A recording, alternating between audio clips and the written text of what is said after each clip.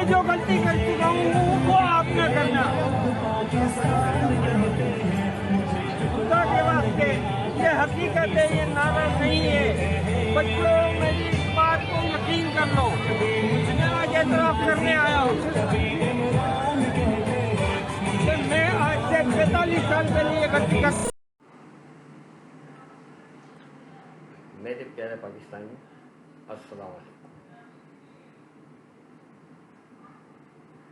आज का ये वीडियो बहुत अहम है और अदलिया से मुतालिक है, लिहाजा पहले ही मैं ये बता दूं कि मैं एक आम वोटर हूँ। मैं पहले भी बता चुका हूँ, 72 साल मेरी उम्र है और मेरा कोई पॉलिसी मेकिंग में ना कोई आइन साजी, कानून साजी, कोई पॉलिसी मैटर में मेरा कोई इन्वॉल्वमेंट नहीं होता। देखा कि हमारी अदालतों ने फटाफट दरवाजे खोल दिए और जो भी कुछ किया मैं उसको इस वक्त बहस में नहीं ला रहा। मगर आपका दावा ये है कि भाई जो कुछ भी आपने किया वो आइन के लिए, जमहूरियत के लिए। अब मेरा सवाल यहाँ पे एक जरूर बनेगा कि मुल्क के लिए आपने कुछ नहीं किया।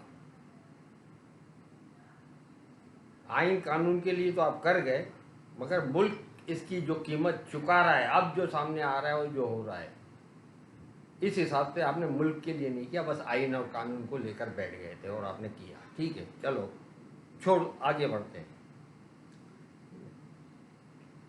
और एक इल्ज़ाम है और वो इल्ज़ाम देने वालों में मैं भी शामिल हूँ। मैं भी जानता हूँ कि हमारे जजेस को कैसे दबाव में लाया गया था। जस्टिस अजमत सईद साहब के साथ क्या हुआ था, साकिब निसार साहब के साथ क्या हुआ है, आसिफ कौसर के साथ क्या हुआ है, वो एक तरीक़ेकार होता है।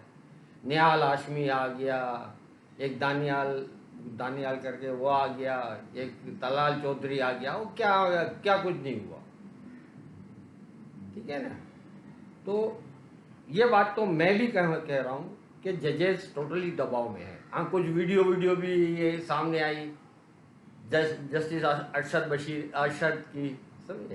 तो ये सारी चीज़ें सामने आई है और मेरे सामने आई है, मैंने कोई खोज नहीं लगाया। तो मेरी अकल और समझ भी इतनी है कि मैं उन वीडियो से कोई नताइज अखज़ कर लूँ। मैं कोई उल्लू का पट्ठा नहीं हूँ, समझे।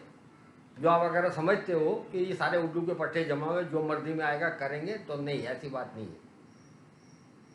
ठीक है ना। तो एहसन गून भी आ गया, फारूक नाइज भी आ गया, वो ड्रामेबाज रज़ा रब्बानी भी आ गया, तो वो उन्होंने क्रिएट किया। मगर मैं नहीं मानता कि जजेस को इस तरह का दबाव कबूल करना चाहिए। बेशक आइन और कानून देखे, फिर देखे मुल्क के मफाद देखे और फिर इसके बाद वो फैसले करे, बल्कि इंसाफ करे तो ज़्यादा बेहतर होता है।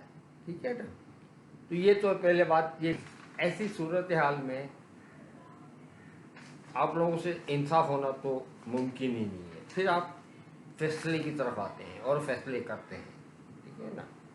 जाते हैं तो आपके सामने बार के भारी भारी वकील सामने आ जाते हैं, जिसमें ये जब वकील आते हैं तो वो आपको या तो दबाव में ले लेते हैं या अपने ताल्लुकात पैदा करते हैं। भारी वकील जो होता है वो टेक्निकल होता है। वो भारी वकील जो फीस वाला होता है ना, वो कभी इंसाफ के लिए नहीं लड़ता। एक बात याद रखिएगा, उसके पास वो ही पैसे वाला जाएगा और चाहेगा कि भाई मुझे कोई फैसला दिलवा दो अदालत से जिससे मैं बच जाऊं। ठीक है ना। और यही होता है, इसमें कोई दो राय तो है नहीं ना, है कि नहीं।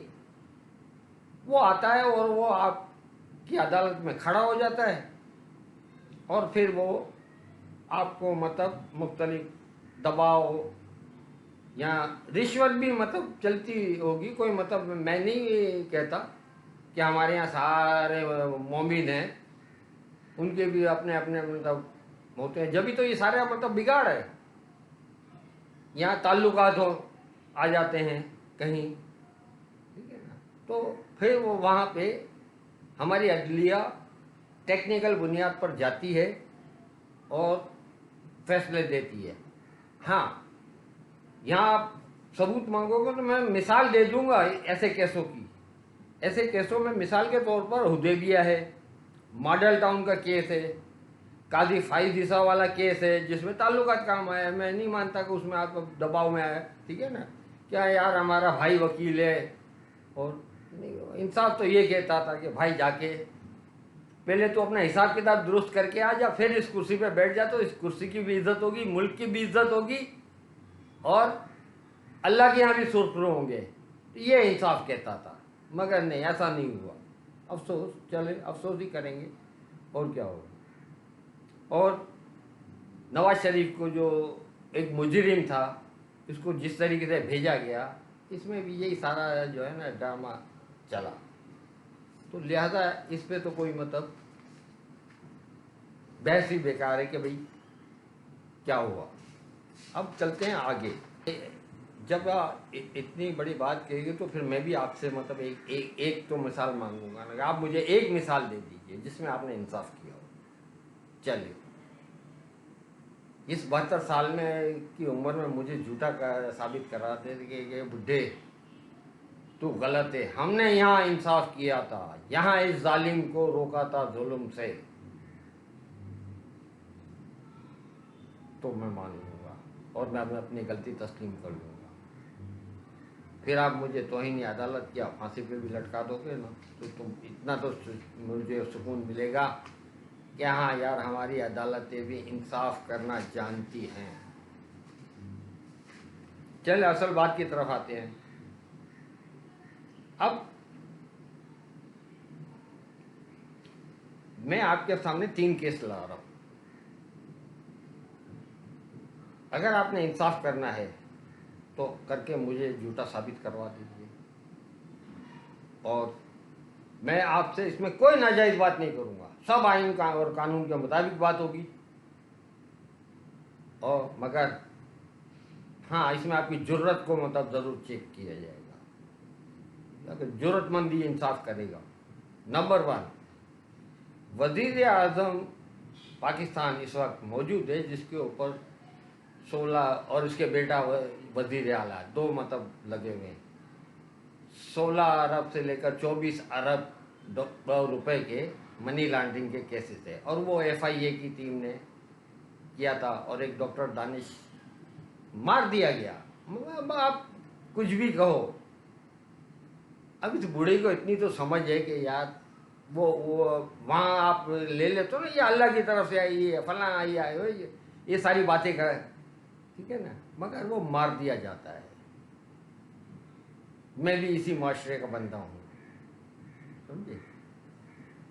अब उस केस में उसके ऊपर फर्द जुर्म, पहले तो वजीर आजम भी नहीं था, आयद नहीं हो रहा था। अब अगर आप में तपड़ है और आप में हिम्मत है तो इस पे फर्द जुर्म आयद करवा दो, और इसको वजीर आजम होते हुए, मैं नहीं कह रहा सजा करवा दो,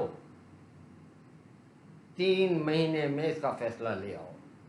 तरीक़ेकार आप बादशाह लोग, आप बादशाह हो, और जाहिर है लर्नेड, आपके लिए लफ्ज़ इस्तेमाल होता है ना, लर्नेड जजेस, तो आप कैसे करना है, मगर आप मेरा सवाल है इंसाफ ले आओ, उसकी हियरिंग कराओ, उसको कटहरे पे खड़ा कराओ, उससे जो भी जरा करवानी है, जो भी मतलब, मैं ये नहीं कहता उसको सजा, फिर कह रहा हूँ 3 महीने में उसका नतीजा ले आओ। अल्लाह की कसम मैं आपको सलाम करूँगा, आपके लिए दुआ करूँ। ज़्यादा जाने की ज़रूरत नहीं है, वो क्या हथकंडे, उसके हथकंडों को आपने ना, क्यों कि आईनी तौर पर वो वजीर आज़म पाकिस्तान होने का मतलब ये नहीं है कि आइन से, उसने एक हलफ भी लिया है कि वो अपने ज़ाती फ़ायदे के लिए कोई अमल नहीं करेगा। वो तो पता है आपको भी, कोई नई बात तो नहीं, हलफ में भी है, और वैसे भी आइन में भी ऐसा कोई मतलब जिसको पर्सन स्पेसिफिक कहा जाता है। एम आई राइट? कि अगर वो कोई पर्सन स्पेसिफिक होकर अगर कोई ऐसा अमल करता है तो इसको रोकना अब ये आपका काम होगा, राइट। इसमें कोई मुश्किल तो नहीं है। मुश्किल होगी जुर्रत की, डेडिकेशन की और अल्लाह के खौफ की कि हाँ यार मुझे अब इंसाफ देना है। नंबर 2, ओवरसीज वोटर का हक।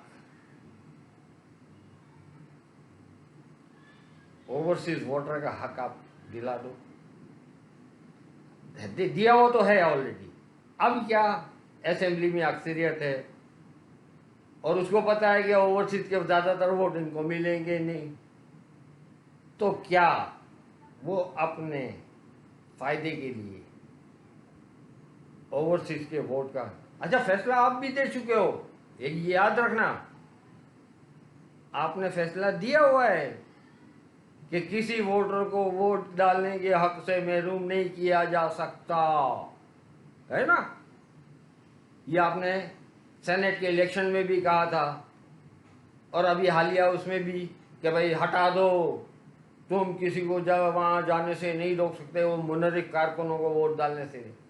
तो यहाँ तो यार वो उन बंदों का वोट है, इतनी तो समझ रखो कि उन बंदों के वोट है जिसके सालाना 30 से 31 अरब डॉलर इस मुल्क को आते हैं और जिससे आपका मुल्क चल रहा है। 6 अरब जहां अमेरिका से आते तो उसके लिए तो तुमने वजीर आजम को बाहर कर दिया। तो भाई ये 30-31 अरब वालों को अगर ये लोग वोट का हक अगर ये हटा दे, कानून बन चुका है, डाल दिया था पीटीआई ने। अब ये कोशिश में लगे हुए कि भाई इसको तो ये इसको आपने रोकना है। बात समझ गए कैसे रोकना है? चाहे मॉनिटर बिठा दो या वो बिजा साकिब निसार ने किया था ना, जिसकी वाट लगा दी थी। कभी होता है मॉनिटरिंग जज? अबे मॉनिटरिंग जज क्या, यहां फरिश्ते को भी लाके बिठाने की जरूरत है, बिठा दो। वो ये बेगैर लोग हैं, ये कुछ भी कर सकते हैं। मरवा दिया ना बंदा एफआईए का,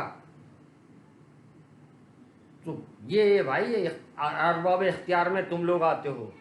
मैं तो एक आम वोटर हूँ, मैं आपसे बस मुतालबा कर सकता हूँ कि ये यार ओवरसीज का वोटर का और ये मुल्क के फ़ायदे के लिए अगर खुदा न खास्ता इन लोगों ने ये वहाँ पे वो पैसे देना बंद कर देंगे, मुल्क मतलब दिवालिये में चला जाएगा, इनको कोई फ़र्क नहीं पड़ेगा। लिहाजा इस पे मुझे मतलब ये इत्मीनान दे दो कि इसका बाप भी नहीं ये ओवरसीज वोटर को वो डालने वाला कानून ख़त्म कर सकता। उड़ा दो असेंबली को, सालों इन लोगों को भी उड़ा दो। क्या कौन सा सेक्शन 190 है ना, आर्मी को बंदूकें लेके खड़ी हो जाए, मैं कसम खुदा की आपके आगे पार्लियामेंट के आगे खड़ा होऊंगा, ये उड़ाओ सालों को, मगर करो कुछ। मगर आपके पास तो कानून का हथियार मौजूद है, मत करने दो इनको। Number 3, EVM. मैं पहले भी बता चुका हूं कि मैं 1970 से लेकर 2018 के इलेक्शन तक हर इलेक्शन में वोट डाल के आया हूं। और सारे गोरख धंधे होते हैं डब्बा भरने पे, ठप्पा मारने पे और डब्बे चेंज करने पे।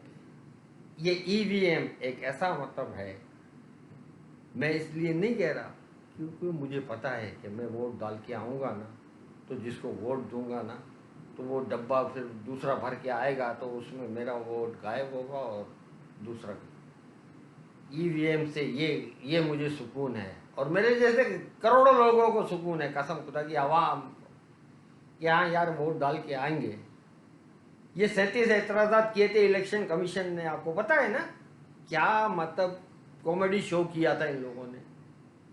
यार इस पे भी आप खामोश रहे, उस पागल के बच्चे को बुला के कि एतराज किस किसने बनाया, उन कुत्तों को लाके जो है ना बंद कर देते। यार ये एतराज जब हमारे सामने कोई इंडियन और कोई मतलब बाहर का बंदा पढ़ता है और कहता है यार ये क्या मजाक है।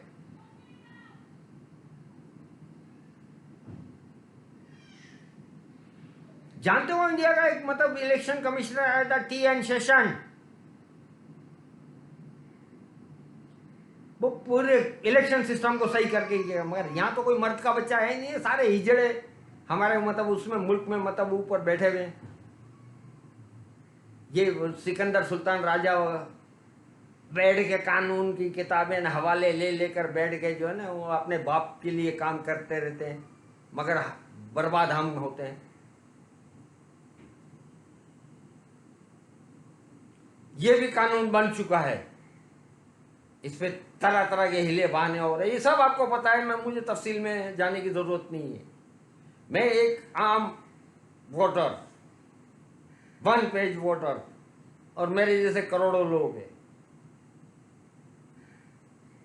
आपसे एक मुतालबा करता हूं कि ये EVM वाले मामले को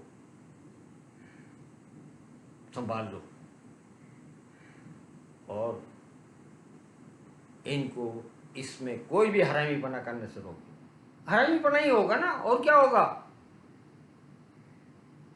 क्योंकि ये डब्बे भरने वाले पार्टियां हैं। मुल्क में मीडिया आजाद नहीं हो सका था, उसको एक आमिर ने आके किया था, पता है, जानते हो। तो इस नेचर के तो यहाँ के हुक्मरान है। भारत में आजादी के चंद सालों में मतलब उन्हें मीडिया आजाद कर दिया पार्टियों ने। 2001 में परवेज मुशर्रफ आया और उसने मीडिया आजाद किया था, याद है। यहाँ आप फिर आप ये लेकर बैठ जाओगे कि इतने सा आमरीत है, तो इसका जवाब चाहिए तो मुझे अदालत में बुला लेना, जवाब में फिर आपको ऐसा ठीक दूंगा ना, नहीं हो सका, नहीं फला, नहीं ये आमिर आते रहे, नहीं यहाँ जमहूरियत है, फला नहीं हुई, नहीं ये ऐसा होता रहा, ये सारे हुए हीले बहाने खत्म करो, जवाब चाहिए। अगर जवाब से मुतमईन ना हो ना तो वहां मैं तुम्हारे भी कपड़े, अगर जवाब से मुतमईन ना हो तो मुझे फांसी पे लटका देना, मगर तैयार रहना, वहां आपके कपड़े उतरे ना तो उसको वो भी बर्दाश्त कर लेना। मजाक बनाया हुआ है तुम लोगों ने, ये गुजर बनाया हुआ कि ये आमरीत आती है, तो वो आमरीत ही तुमको मतलब आजाद मीडिया देके गई। किसी में हिम्मत नहीं हुई कि वो मीडिया को आजाद करे। तो मेरा सिर्फ अब वो बात कहां से कहां निकल गई। अब मेरा सिर्फ आपसे एक ही मतलब है कि मेरी इस बात को आप ऑनर करें, प्लीज ऑनर करें। इससे मेरी जात को खुशी तो यकीनन मिलेगी, मेरे जैसे करोड़ों लोगों को खुशी मिलेगी कि हाँ हमारी अदालतें अब दरवाजे खोल रही है तो सही काम के लिए खोल रही है। अल्लाह के वास्ते आप खोल दो दरवाजे। और कसम खुदा की खा कर कहता हूँ, इससे अगर खल्के खुदा खुश हुई ना तो अल्लाह भी तुम लोगों से खुश हो जाएगा। मत डरो इन लोगों से। ये उठा के ले आते हैं ना, फारूक नायक को ले आते हैं, आजम नदीर तारड़ को ले आते, एहसन भूना को ले आते हैं, और एक अयान अली वाला है ना, याद है ना, जुल्फिकार खोसा को ले आते, बड़े वक्त नाम है वकीलों के। और एक ड्रामेबाज जो करता है रजा रब्बानी को ले आते हैं, उसको देख के आप थर थर कांपने लगते हो। फिर वो चलो भाई याद दे दो इसको, कोई रिलीफ दे दो, रिलीफ दे दो, रिलीफ दे दो।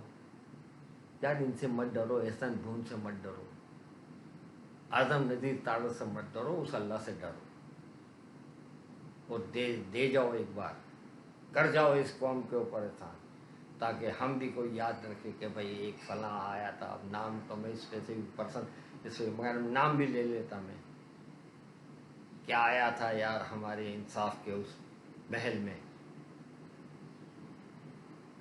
समझे, जिसने अकबर आजम का वो घंटा लगा के उसने क्या इंसाफ मैं दूंगा, और दिया था उसने इंसाफ। ये कर जाओ प्लीज, आपकी बहुत मेहरबानी होगी, बहुत एहसान होगा, और बहुत दुआएं लोगे, करोड़ों की दुआएं लोगे। मैं ख़त्म करता हूँ। और आखिर में भाई मैं कोई मतलब प्रोफेशनल तो हूँ नहीं, एक आम ज़बान में बात करता हूँ, तो मेरी कोई बात को अगर दिल पे मत लेना, हो सके तो सोचना अगर इसमें कोई दुरुस्तगी आ जाएगी तो कुछ मेरे नसीब में भी कुछ आ जाएगा कि हाँ यार इसने कुछ जगाया था। अल्लाह हाफिज़। पाकिस्तान जिंदाबाद, पाक फौज पाइंदाबाद, और पाकिस्तानी अदलिया को जिंदाबाद कहने का मौका दे दो।